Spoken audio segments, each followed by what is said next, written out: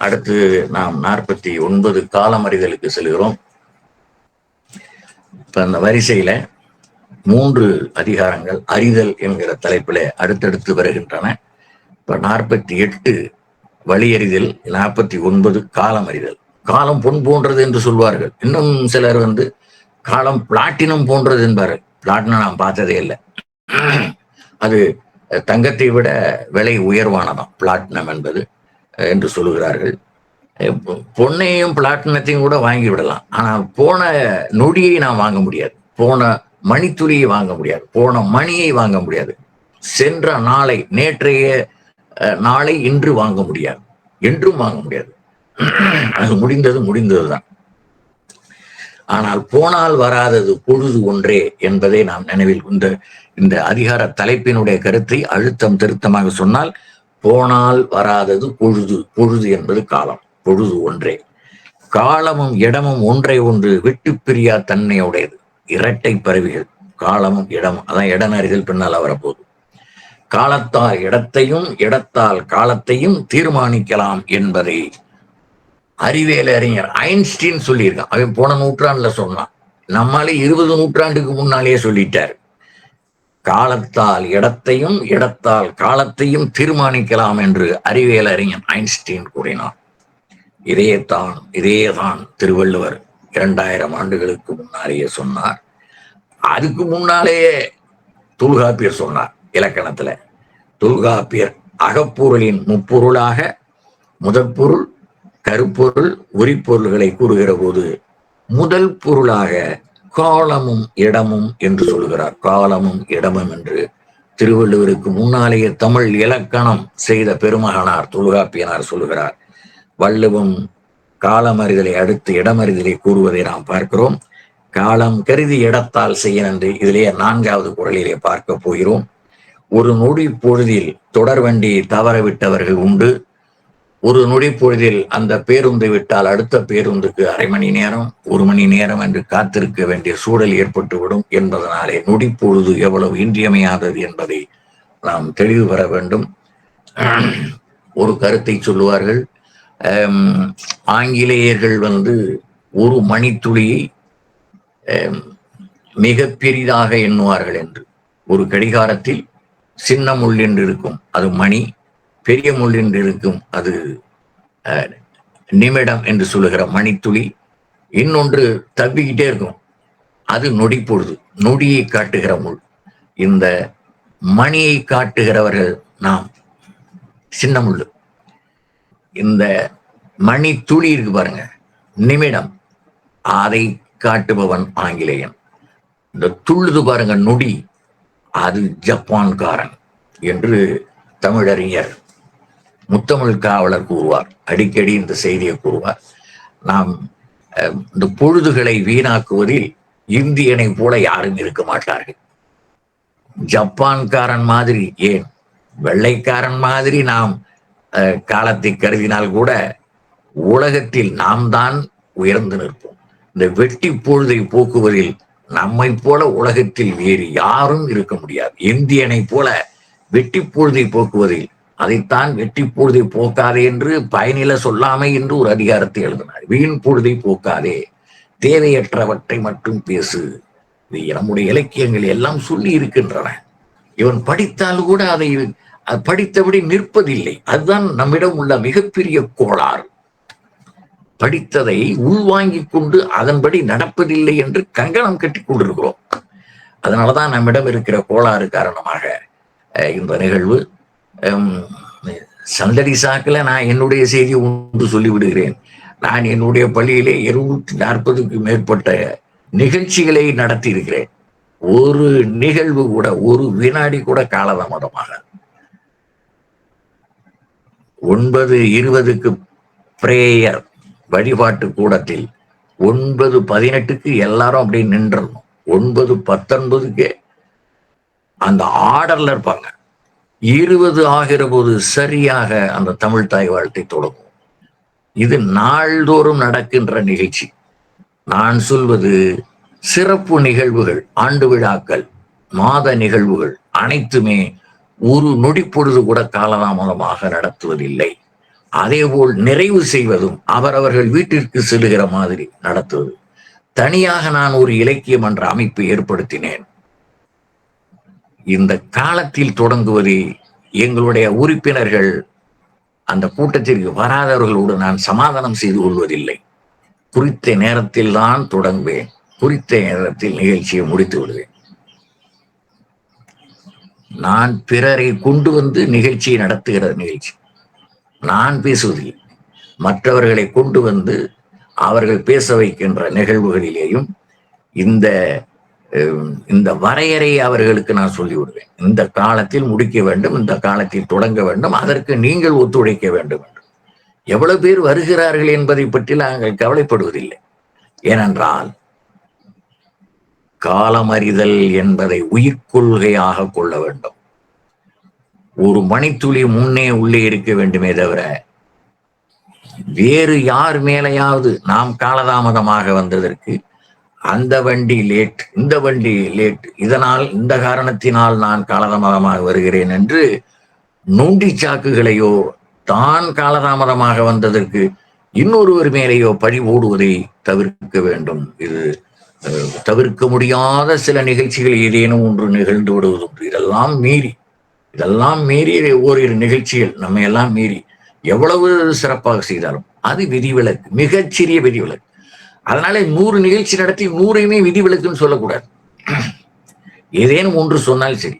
நேற்று ஒரு காரணம், இன்று ஒரு காரணம், நாளை ஒரு காரணம் என்று இந்த காலத்தை வீண் பொழுதாக போக்கியதற்கு ஏதேனும் ஒரு காரணத்தை சொல்லிக்கொண்டே இருக்கக்கூடாது என்பதுதான் கருத்து. இப்ப நாம குரலுக்குள்ளே போகிறோம், நுழைகிறோம். பகல் வெல்லும் கூகையை காக்கை, இகல் வெல்லும் வேந்தற்கு வேண்டும் பொருள்.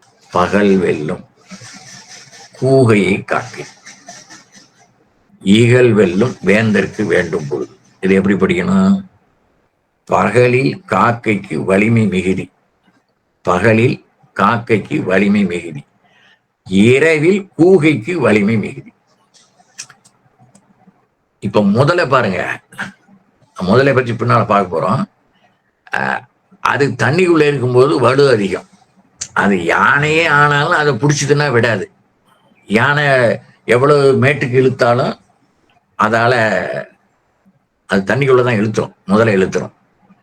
ஆனால் முதல்ல வெளியில வந்துருச்சுன்னா அதை ஒரே மிதியில மிதிச்சு கொண்டு விடும் அந்த யானை.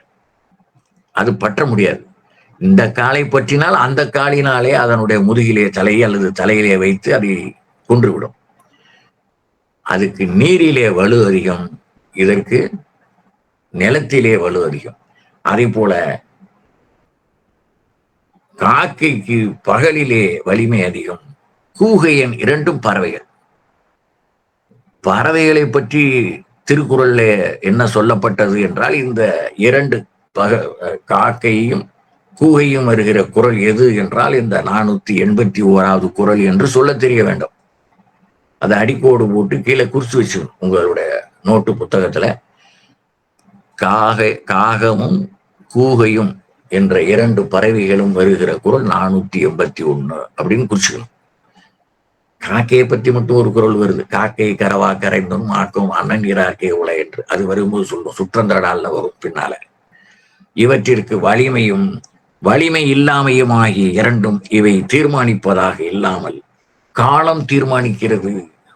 பகற்காலத்தை காக்கைக்கும் இரவு காலத்தை கூகைக்கும் என்று காலம் தீர்மானிக்கிறது என்பதைத்தான் நாம் கருத்தில் கொள்ள வேண்டும். பகல் பொழுதில் வலிய கூகையை வலிமை குறைந்த காக்கை வென்றுவிடும். இது மூலமாக என்ன சொல்ல வருகிறார் திருவள்ளுவர்? இந்த குறளின் மூலமாக திருவள்ளுவர் நமக்கு உணர்த்த போகிற செய்தியற்ற, போரில் வெற்றி கொள்ள விரும்பும் அரசனுக்கு தக்க அளவில் காலம் பற்றிய அறிவு தெளிவு வேண்டும். கால தெளிவு இல்லை என்றால் எவ்வளவு பெரிய படை உடையவரும் எளிய படையினிடம் கூட தோல்வி அடைந்து விடுவார்கள் என்பதனால இந்த காலத்தின் எந்த பருவ காலத்தில், இப்போ ஒரு அங்கே பனி அதிகம், நமக்கு பனி ஒத்துக்காதுன்னு சொன்னா இங்க இருந்து படையெடுத்து செல்பவன் அந்த பணியில போய் மாட்டிக்க கூடாது. அதற்கான காட்டுகளை நான் பின்னாலே கூறுகிறேன். காக்கையும் கூகையும் எடுத்துக்காட்டி காலத்தின் அறிவு சிறப்பை இந்த குறள் மூலமாக விளக்குகிறார். ஆள்பவர் பகைவரை வெல்வதற்கு காலம் கருதுதல் வேண்டும் என்பது இந்த குறளின் மூலமாக திருவள்ளுவர் நமக்கு உணர்த்துகிற கருத்தாகும். பகல் வெல்லும் கூகை காக்கை, இகல் வெல்லும் வேந்தற்கு வேண்டும் பொழுது என்பது இந்த குறள். அடுத்து, பருவத்தோடு ஒட்ட ஒழுகல் திருவினை தீராமை ஆர்க்கும் கயிறு, காலமறிந்து செய்யப்படுவது செல்வத்தை விட்டு போகாமல் கட்டி போடும் கயிறாகும். எதை எந்தெந்த காலத்துல செய்யணும், பருவத்தை பயிர் செய் என்று சொல்வாரு, ஆடிப்பட்டம் தேடி விதை என்று சொல்வாரு, அது பருவகாலம். ஏன்னா தண்ணீர் வருகிற காலம், அது ஆறுகளில் கரை புரண்டு ஓடுகிற காலம். அதற்கு முன்னாலேயே உழுது என்னெல்லாம் செய்யணுமோ இயற்கை உரங்களை எல்லாம் போட்டு மிதித்து நிலத்தை பண்படுத்தி வைத்திருப்பான், விதை தெளித்து வைத்திருப்பான். அப்படி இருந்தால்தான் ஆவணியிலேயே அறுக்கலாம். கார்நெல் அறுக்கிற போது முன்னாலேயே எல்லாம் செய்து விடுவார்கள். ஆவணி கடைசி புரட்டாசி ஐப்பசி வரைக்கும் அது நீளும், அந்தந்த இடத்தை பொறுத்து. அதான் இப்ப இடமும் காலமும் ஒன்னா வரும் சொன்னோம் இல்லையா, அது மாதிரி. இளமையில் நம்ம கல்வி உடையவனுக்கு என்ன பண்றோம், 5 வயசு ஆனவனை கொண்டு போய் சேர்க்கிறோம். இப்ப 2.5 வயசுல சேர்க்கிறாங்க, அது வேறு செய்தி. பழங்காலத்துல 5 வயது நிறைந்தவுடன் 1ஆம் வகுப்பில் சேருவதற்குரிய காரணம், வீட்டிலேயே எல்லா பயிற்சியும் கிடைத்துவிடும் அந்த 5 வயதிற்குள்ளாக. டாக்டர் மூவா ஒரு நூல் இருக்கார், மூலின் நூல் என்று.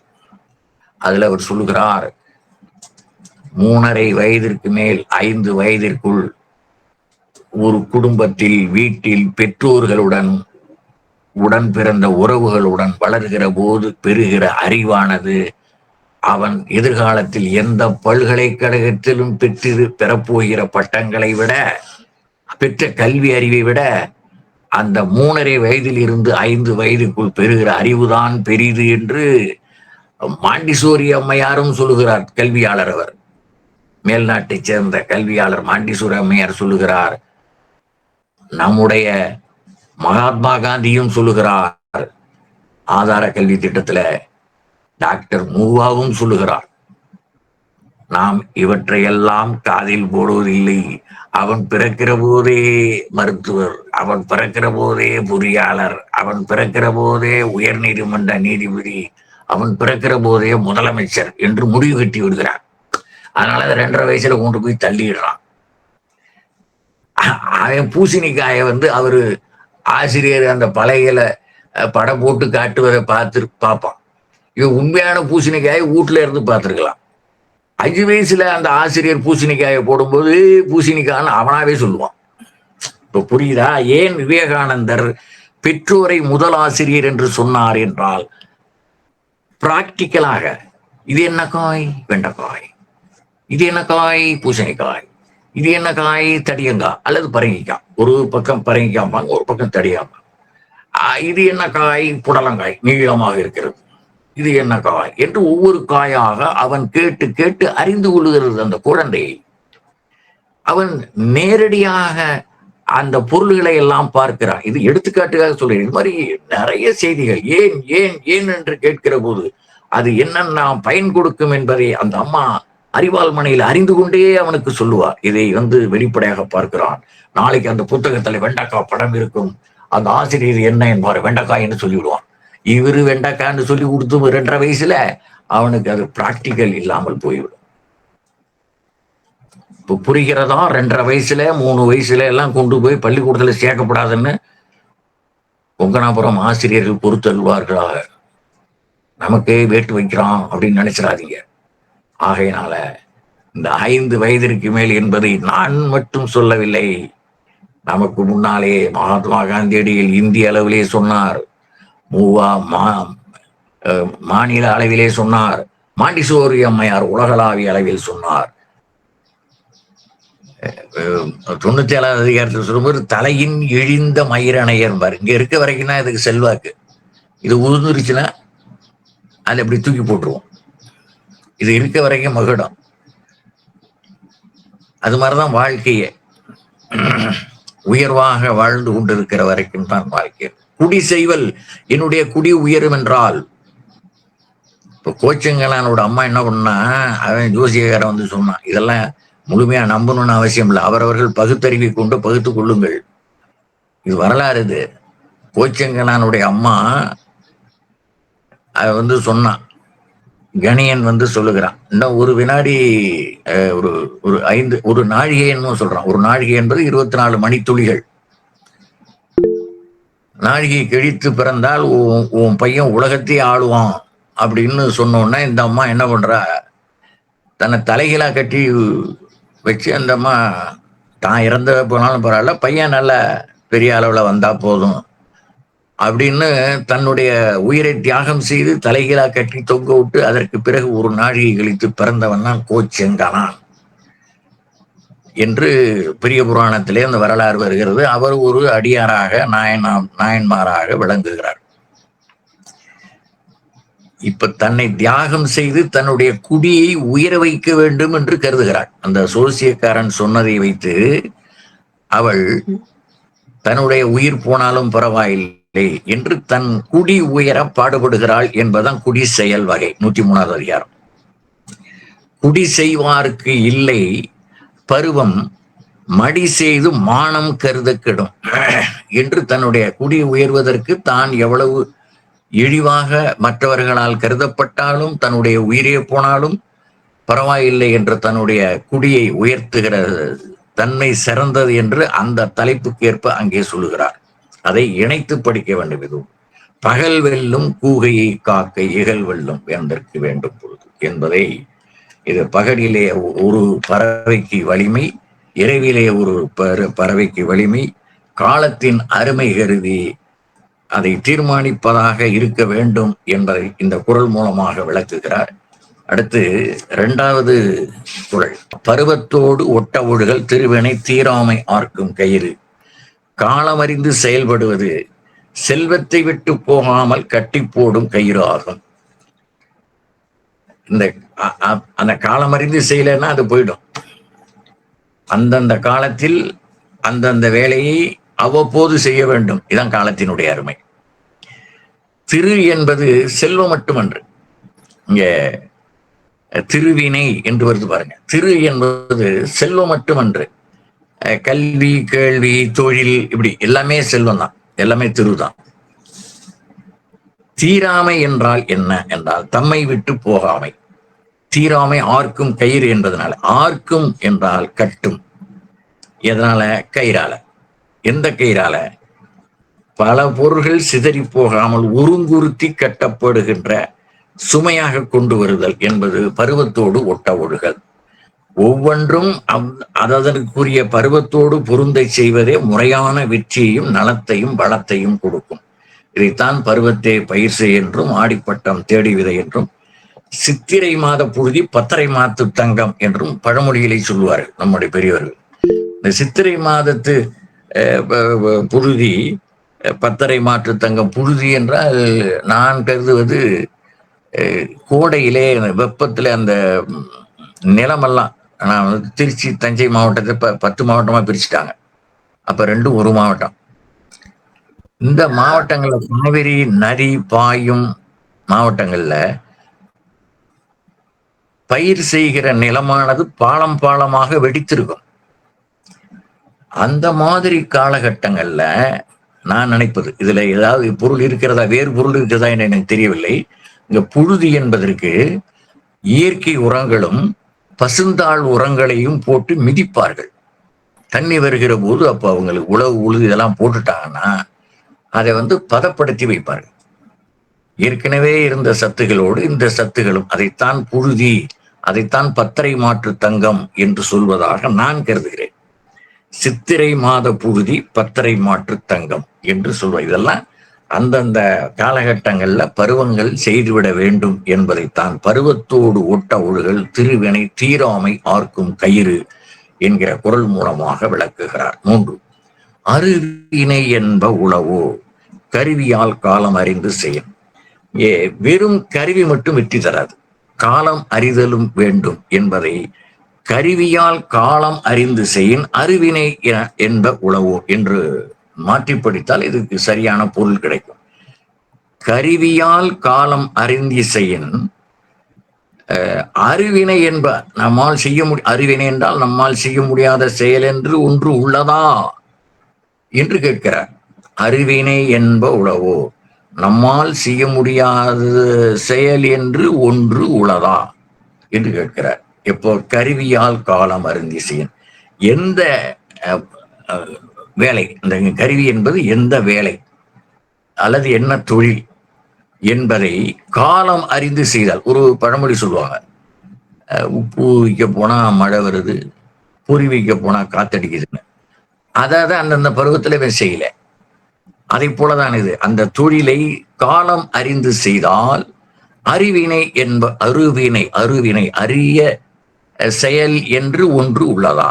எல்லாமே நம்மால் முடியும், உன்னால் முடியும் தம்பி என்பதை போல இந்த இந்த கருத்து. கருவியால் காலம் அறிந்து செய்யின் அறிவினை என்ப உளவோ என்பது பொருள். அந்த பொருளுக்குள்ளேயே பொருள், எளிமையான பொருள். இங்க அறிவினை என்பதற்கு தான் பொருள் தெரியாம இருக்கும். அந்த அறிவினை என்பது அரிய செயல், அதாவது செய்வதற்கரிய செயல் என்று இல்லை, எல்லாவற்றையும் நம்மால் முடியும், செய்ய முடியும் என்பது கருத்து. ஒரு பறவை எழுச்சியுடன் பறக்க வேண்டுமானால் இரண்டு சிறகுகளும் அதற்கு சரியாக இருக்க வேண்டும். அதை போல அதான் கருவி இருக்கு. அந்த பறப்பதற்கான கருவி இறக்கை. நமக்கு இறக்கை இல்லை. நமக்கு இறக்கை இருந்தால் அது மாதிரி சுதந்திரமாக பறந்து போகலாம்.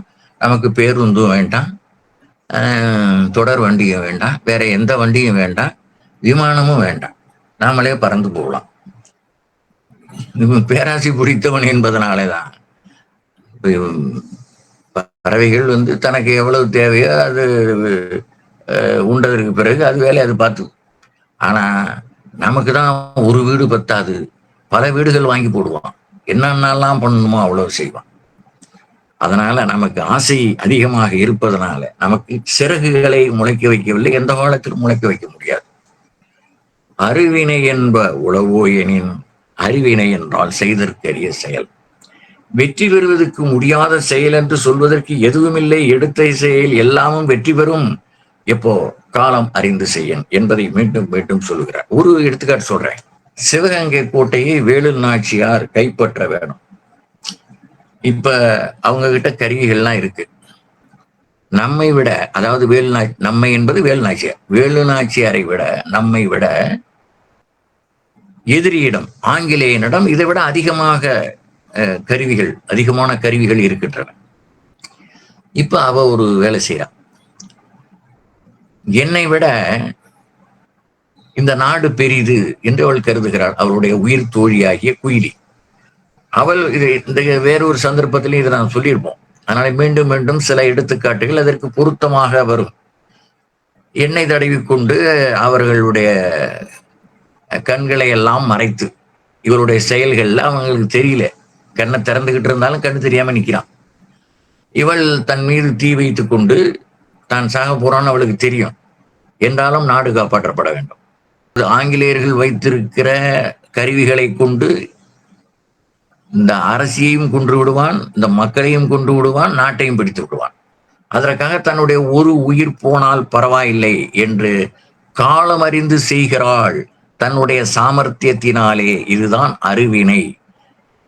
அந்த ஆயுத கிடங்கு அத்துணையும் அழிந்தன, நாடு காப்பாற்றப்பட்டது. புரியுதா? அறிவினை என்ப உளவோ, கருவியால் காலம் அறிந்து செய்யின். அடுத்து 4ஆம் குறள். ஞாலம் கருதினும் கைகூடும், காலம் கருதி இடத்தால் செய்யும். ஞாலம் என்றால் உலகம். ஞாலம் கருதினும் கைகூடும், காலம் கருதி இடத்தால் செய்யும். இந்த உலகையே வெல்ல வேண்டும் என்று கருதினாலும் அது கைகூடிவிடும். அதற்கு தக்க காலமும் இடமும் பார்த்து செயலாற்றினாலே போதும் என்பதை நாம் தெரிந்து கொள்ள வேண்டும். இங்கிலாந்து தூரதேச நாடு நமக்கு பக்கத்துல இல்லை. அவன் ஆசியா கண்டத்துல உள்ள ஏராளமான நாடுகளை கைப்பற்றி விட்டான். இந்தியா பக்கத்துல நேபாளம், பர்மா, பாகிஸ்தான். இப்ப பாகிஸ்தான் நம்ம கிட்ட பிரிஞ்சவன் தான் வரலாம். பங்களாதேஷ், இந்தியா, மலேசியா, சிங்கப்பூர், இப்படி ஆசிய கண்டத்துல சீனாவை தவிர மீது எல்லா நாட்டையும் பிடிச்சிட்டான். காட்மாண்டு, அப்புறம் அமெரிக்கா, ஆஸ்திரேலியா எல்லாம் வெள்ளைக்காரன் வசம். அவன் இன்னைக்கு கூட 6 கோடி பேர் தான். தமிழ்நாட்டினுடைய மக்கள் தொகையை விட மிக குறைவாக இப்போ கூட இருக்கான். அப்ப இன்னும் எவ்வளவு குறைவா இருந்திருக்கான் பாருங்க. அவன் தன்னுடைய சூழ்ச்சியினாலும் தந்திரத்தினாலும் இத்தனை நாடுகளை கைப்பற்றினான். ஞானம் கருதினும் இப்படி இவனை மாதிரி சூழ்ச்சி செஞ்செல்லாம் பிடிக்கக்கூடாது, அது பிழையானது. அவன் தன்னுடைய சாமர்த்தியத்தினாலே வெல்லவில்லை, சூழ்ச்சியினாலே நம்மளை அடிமைப்படுத்தினான். நம்ம மட்டும் இல்ல, பல நாடுகளையும் அடிமைப்படுத்தினான். எல்லா பக்கமும் வெள்ளைக்காரர்கள் கொடிகட்டி பறந்தார் அந்த காலகட்டத்தில். இந்த வினைன்னு ஒண்ணு சொல்றான் பாத்தீங்களா, நம்ம இலக்கியங்கள்ல, இந்திய இலக்கியங்கள் எல்லாத்துலயும் இந்த வினை இருக்கு. அத சமஸ்கிருதத்துல கர்மானும். 3வது 4வது இடத்திலே இருந்து இங்கிலாந்து மிகவும் பின்தங்கி விட்டது என்று பொருளாதாரத்துல. இவ்வளவு நாள்களாக உலகமெல்லாம் கொள்ளையடித்தவற்றை வைத்துத்தான் அவன் ஓட்டி இருக்கிறான் என்பது தெரிகிறது. இதுக்கு ஒரு ராணி வேற, அந்த நாட்டு மகாராணி. இப்படியெல்லாம் இருந்தது. இன்னைக்கு கீழே போயிடுச்சு. இதைத்தான் நாம் வினை என்று சொல்லுகிறோம். அந்த வினை என்றால் செயல், கரும், அது வேறு. இந்த வினை கர்மா என்று சமஸ்கிருதத்திலே சொல்லப்படுவது. எவன் எதை விதைத்தானோ அதைத்தான் அறுவடை செய்ய முடியும் என்பதற்கான காட்டுதான். ஞானம் கருதினும் கைகூடும், காலம் கருதி இடத்தால் செய்யும். அவன் பிறங்கிகளை எல்லாம் வைத்துக் கொண்டு நம்மை நசுக்கினான். இதுக்கு ஒரு குரல் இருக்கிறது. மடியிலா மன்னவன் நெய்தும் அடியளந்தான் தாயதெல்லாம் உருங்கு. தன் திருவடியில் உலகளந்த திருமாலின் பாதம் பட்ட நிலப்பரப்பு அனைத்தையும் சோம்பல் இல்லாத மன்னவனால் ஒருமிக்கு ஆள முடியும் என்பதை மாவலி சக்கரவர்த்தி ஆண்டு காட்டினான் என்பதுதான் இதற்கு எடுத்துக்காட்டு. ஞாலம் கருதினும் கைகூடும், காலம் கருதி இடத்தால் செய்யும். இந்த 610வது குறளை அதற்கு இணையாக போட்டுக்கொள்ள வேண்டும். என்ன குறள் அது? மடியிலா மன்னவன் எய்தும் அடியளந்தான் தாயதெல்லாம் ஒருங்கு. இந்த குறளை பாருங்கள். ஞாலம் கருதினும் கைகூடும், ஞாலம் கருதினும் கைகூடும், காலம் கருதி இடத்தால் செய்யும். இந்த உலகத்தை ஆள வேண்டுமானாலும், வெல்ல வேண்டும், வென்று ஆள வேண்டும் என்றாலும் அதற்கு தக்க காலமும் இடமும் பார்த்து செயலாற்றினாலே போதும் என்பது அதனுடைய கருத்து. 5வது குறள். காலம் கருதி இருப்பர், கலங்காது ஞாலம் கருதுவர். கலங்காது ஞாலம் கருதுவர், காலம் கருதி இருப்பர். கலங்காது ஞாலம் கருதுவர் என்றால் என்ன? ஐயத்தாலோ அச்சத்தாலோ மனக்கலக்கம் அடையாமல் உலகத்தையே அடைய விரும்புபவர் அச்செயலை அரைகுறை இல்லாமல் செய்து முடிக்கத்தக்க காலம் வருமளவும் காத்திருப்பார்கள். தக்க காலம் வரும் வரை காத்திருக்கும் காலத்தில் வலிமையை மேலும் பெருக்கிக் கொள்ளும் வாய்ப்புக்கு அன்றி நெடுநீர் மறைவி மடி துயில் 4ம் கெடுநீரார் காமக்கலன் என்பது 605வது குறள். இந்த குறளை இதோடு இணைத்து படிக்க வேண்டும். நெடுநீர் மறைவி மடி துயில். நெடுநீர் என்றால் உடனே செய்ய வேண்டியது உடனே செய்யாமல் ஆறப்போடுவான், தயங்குவான். அது மாதிரி செய்யாதே, அப்படி செய்தால் உன்னால் வெற்றி பெற முடியாது என்பதற்காகத்தான் இந்த குறளை இணைத்து படிக்க வேண்டும். நெடுநீர் என்றால் செய்ய வேண்டிய காலத்தில் செய்தக்க அல்ல செய்யக்கிடும், செய்தக்க செய்யாமையானும் கெடும். செய்ய வேண்டிய காலத்தில் செய்யாமல் நீ சோம்பி இருந்து விட்டாயானால் உன்னால் ஒன்றுமே செய்ய முடியாது என்பதுதான் நெடுநீர். உடனே செய்ய வேண்டியதை காலம் தாழ்த்தி செய்யாதே, உடனே செய். அடுத்தது மறந்துடுவான் எதா இருந்தாலும். அடுத்தது சோம்பல், அடுத்தது உறக்கம். இந்த 4ம் கெட்டழிய போகிறவர்கள் விரும்பி ஏறுகிற பயண ஊர்திகள். இந்த 4 ஊர்திகளும் யார் நான் கெட்டு போகணும்னு நினைக்கிறானோ அவன் செல்லுகிற ஊர்திகள், வாகனங்கள் இந்த 4ம். நெடுநீர் மறைவி மடி துயில் என்ற 4ஐயும் உதாரணமாக சொல்லுகிறார். தக்க காலம் வருமுறை காத்திருக்கும் காலத்தில் வலிமையை மேலும் பெருக்கிக் கொண்டு அடிக்க வேண்டும் என்பது இதனுடைய கருத்து. இப்ப அதுக்கு ஒரு எடுத்துக்காட்டு சொல்லணும் இல்லையா? சிவக சிந்தாமணின்னு ஒரு 50 காப்பியங்கள்ல ஆகச்சிறந்த ஒரு சிறந்த காப்பியம் திருத்தக்க தேவரால் எழுதப்பட்டது. இது சச்சந்தன் என்பவன் இந்த கதாநாயகன் சீவகனுடைய தந்தை. அவன் ஆட்சி புரிகிற போது தன்னுடைய சுயநலத்தை மட்டுமே கருதி ஆட்சியை இழந்தான். அதை பிடித்து கொண்டவன் அவனுடைய அரசவையிலே இருந்த கந்துக்கடன் என்று அவன் பெயர். கந்துக்கடன் என்பது ஒருத்தன் பெயர், சிவக சிந்தாமணியிலே வருவது. அவன் தான் இப்ப நம்பியார் மாதிரி புடிச்சிட்டான், ஆட்சியை புடிச்சுக்கிட்டான்.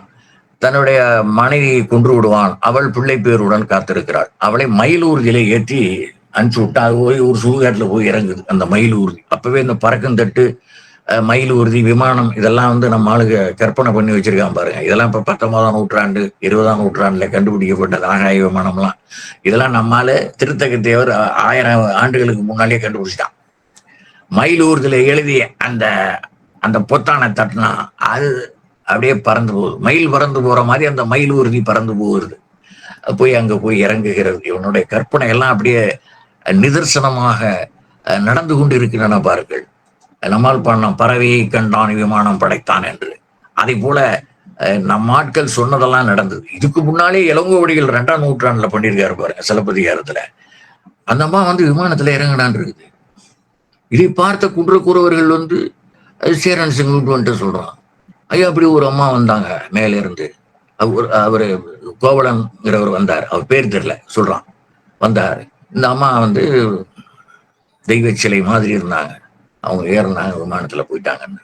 எப்படி எப்படி 2000 ஆண்டுகளுக்கு முன்னாலே அது எப்படி கண்டுபிடிச்சான்? அவன்தான் சிறந்த இலக்கியவாதி, தீர்க்கதரிசி என்று சொல்லுகிற முன் உணர் ஞானி. பின்னால என்னெல்லாம் நடக்க போகுதோ அதை சொல்லுகிறவன் தான் முன் உணர் ஞானி, அவனை தீர்க்கதரிசி என்பார். இது நடக்குது பாரு. இந்த கந்துக்கடன் ஆட்சியை பிடிச்சிட்டான். அங்க போனான். அங்க ஒரு குலகுரு, அவர் அங்க போய் அவனுக்கு எல்லா விதமான கல்வியையும் பயிற்சியும் அங்கேயே கொடுக்கிறார் காட்டுல. இவன் வளர்கிறான். இடையில தான் இன்னார் என்று அவன் தெரிந்து கொண்டான். அந்த சீவகன், இளைஞனாக இருக்கிற சீவகன் தான் இன்னார் என்று தெரிந்து கொண்டான். தெரிந்து கொண்டு அந்த ஆட்சியை கைப்பற்றி விட வேண்டும் என்று கிளம்புகிறான். அவனுடைய குரு அவனை தடுக்கிறார். இது ஏற்ற காலம் இல்லை. நம்ம தலைப்பு என்ன? காலம் அறிதல். நீ நினைத்தால் இந்த உலகத்தையே ஆள வேண்டும் என்றாலும், உலகத்தையே பிடிக்க வேண்டும் என்றாலும் முடியும். அதற்கு ஏற்ற காலத்தை எதிர்பார்த்து காத்திருக்க வேண்டும் என்கிற திருக்குறள் கருத்தை அவர் சொல்லுகிறார், அந்த குரு சொல்லுகிறார். இது நேரம் இல்லை. அந்த இளையவன் வீறு கொண்டு எழுகிறான். ஆணை ஆசாருக்கு அடிவுரை செய்யும் மாணி போல் மதக்களிர் படிய என்று கொங்குவேல் மாக்கதையில ஒரு செய்தி வருகிறது. கொங்குவேல் மாக்கதை என்று ஒரு நூல் அதிலே வருகிறது. உரிய காலம் வருகிறது, வீரூரை தாக்கி வெற்றி கொண்டு தந்தையால் இழந்து போன அரசவன் மைந்தன்பால் மீட்கப்பட்டது என்பது சிந்தாமணி கூறும் செய்தி. இப்ப அந்த குலகுரு தடுக்கிறார்.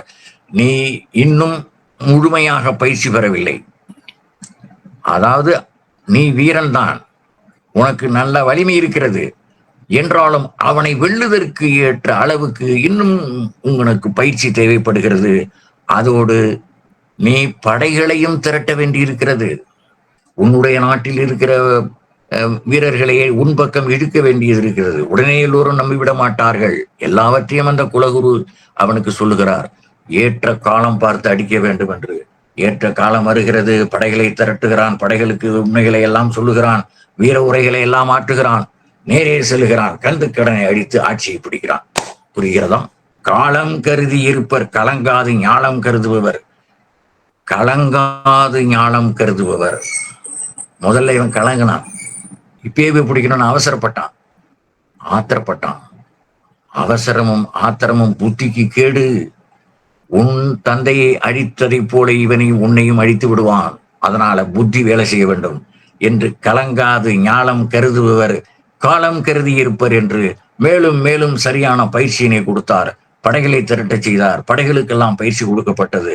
நேராக சென்றார், வென்றார் என்பதுதான் வரலாறு.